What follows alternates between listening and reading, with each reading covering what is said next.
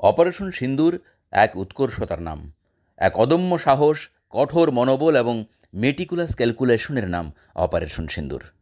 কাশ্মীরের পহেলগামে যে নৃশংস জঙ্গি হামলা হলো, সেটা তো একটা বিচ্ছিন্ন ঘটনা শুধুমাত্র নয়, সে এক পরিকল্পিত আক্রমণ, যেখানে আমাদের মায়েদের, নববিবাহিত বধূদের সিঁথির সিঁদুর মুছে ফেলে যে ধৃষ্টতা দেখানোর চেষ্টা করেছে জঙ্গিরা, তার সমুচিত জবাব হলো অপারেশন সিন্দুর।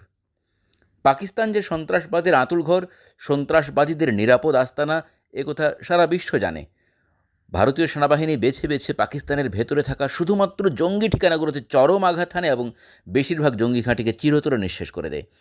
যখন সেই জঙ্গি ঘাঁটিগুলোকে ভারত আক্রমণ করছে, তখন এক সার্বভৌম রাষ্ট্র পাকিস্তান ভারতকে সহযোগিতা করার তো চেষ্টা করেই নি, উল্টে ভারতের উপরেই, ভারতের স্কুল, কলেজ, ধর্মীয় প্রতিষ্ঠানগুলোর উপর আক্রমণ করে বসে।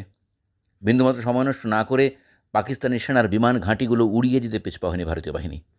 পাকিস্তানের উপর এই আক্রমণ করে পাকিস্তান তো বটেই, সমগ্র বিশ্বকে এক বিশেষ বার্তা পৌঁছে দিল ভারতবর্ষের সেনাবাহিনী: zero tolerance of terrorism.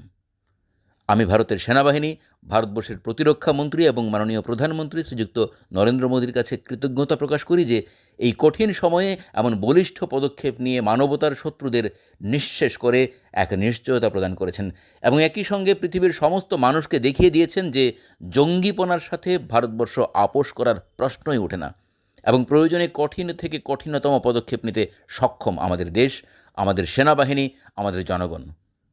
Operation সিন্দুর সমগ্র বিশ্বকে নতুন সাহস জুগিয়েছে যে সন্ত্রাসবাদের কোথাও রেহাই নেই।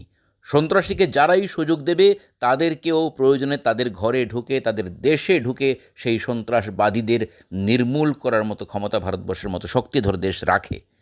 ভারত সত্যিকার অর্থে বিশ্বগুরুর আসন অলঙ্কৃত করার মতো পদক্ষেপ নিয়েছে।